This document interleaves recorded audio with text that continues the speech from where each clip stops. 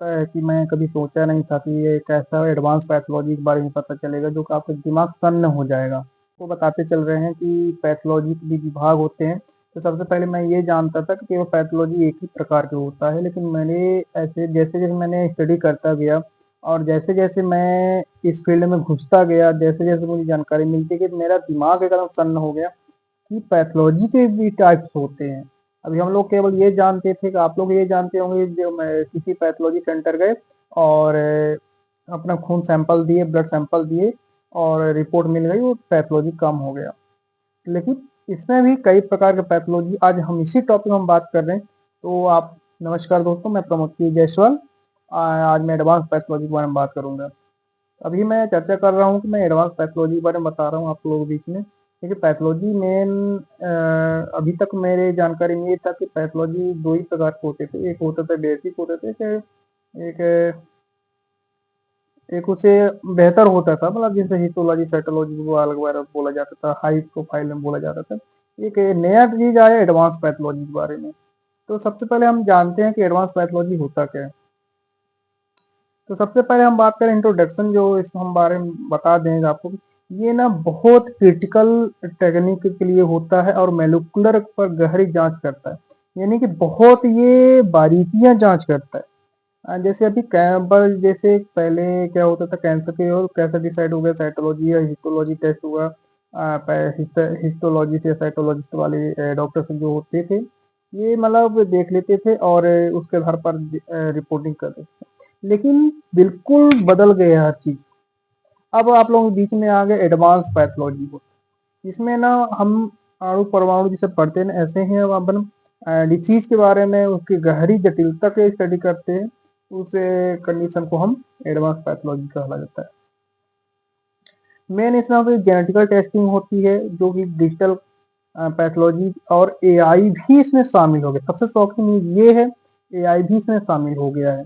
जो कि एआई का आप लोग सभी जानते होंगे, या आर्टिफिशियल इंटेलिजेंस होता है। अब हम इसकी बात करें फंक्शन कैसे काम करता है। तो मोलिकुलर पैथोलॉजी जो के अंतर्गत जो होता है, जो आरएनए, डीएनए और जेनेटिक डिसीज के बारे में हम काम करता है, जो कि इसके अंतर्गत ये एडवांस पैथोलॉजी काम करता है। और दूसरी चीज डिजिटल जो होती है इसका, डिजिटल पैथोलॉजी के अंतर्गत इसमें हम स्लाइड टिश्यू को का स्कैन करके, मतलब डिजिटलाइज के द्वारा ये इमेज तैयार करता है। तीसरा जो होता है एडवांस टेक्निक होता है, जो कि लेबोरेटरी के अंतर्गत होता है। ये न्यू वेरिएंट वायरस, जैसे कि कोरोना का पता लगाने के पीसीआर टेस्ट टेक्निक की वजह से, अभी पहले जब 2020 में उसका अलग से बताया गया था, कि 2021 वाले को अलग वेरिएंट बताया गया था। तो ये डिजिटल पैथोलॉजी के अंदर, मतलब एडवांस पैथोलॉजी के अंदर इतनी हाईली सर्चेबल होता है। अब हम दूसरी चीज पढ़ रहे हैं कि जो डिसीज मॉनिटरिंग होता है इसमें। सबसे पहले ब्लड टेस्ट एंड सैंपल से बीमारियों एवं निदान को पता में लगाया जाता है, किसमें एडवांस पैथोलॉजी के अंतर्गत में। दूसरी चीज जो है प्रोग्नोसिस। प्रोग्नोसिस को हम इस बार हिंदी में बोले तो पूर्वानुमान, यानी कि जो डिसीज होते हैं हम एक सिम्टम के आधार पर हम देखते हैं उसमें जीन म्यूटेशन, यानी कि आने वाले क्या हो सकता है, जैसे कोई बीमारी को आने वाले क्या डिसीज हो सकता है, ऐसे से मतलब कोई पहचान आने की ये परिणाम काम होता है। अब बेहद जरूरी है कि एडवांस पैथोलॉजी, अब आप तो समझ ही गए हो हमारी लाइफ में क्यों जरूरी है, लेकिन हम एक बार बात कर लेते हैं। तो ये बीमारी ही नहीं है समझने की, बल्कि बीमारी हुआ ही क्यों, किस वजह से हुआ। फिर इसके बाद होता है कि इसकी उपलब्ध इलाज की जो उपलब्धता है कि नहीं है। अगर नहीं है कब तक में हो पाएगा, हम उसके आधार पर हम सब कुछ एक अंदाजा लगा सकते हैं।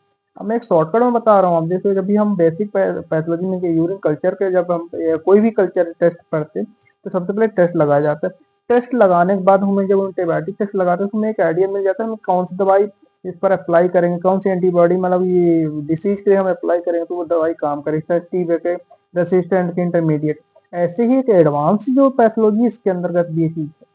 दूसरी चीज है कि इलाज में काम करें की प्रभावशाली कितनी है, यानी कि वो बीमारी को हम कहाँ तक रोक सकते हैं, या फिर उस बीमारी को ठीक होने में टाइम कितना लग सकता है, या फिर वो दवाई कितना काम करेगा, उस पर हम काम कर सकते हैं। दूसरी चीज है बहुत कम जोखिम होता है। तो दोस्तों ये हमारा आज का वीडियो था एडवांस पैथोलॉजी के तहत में। ये वीडियो आपको कैसा लगा हमें कमेंट सेक्शन में जरूर बताइए। अगर आपने अभी तक हमें फॉलो या सब्सक्राइब नहीं किया है तो समझ गए मैं क्या बोलना चाह रहा हूँ। जय हिंद, जय भारत।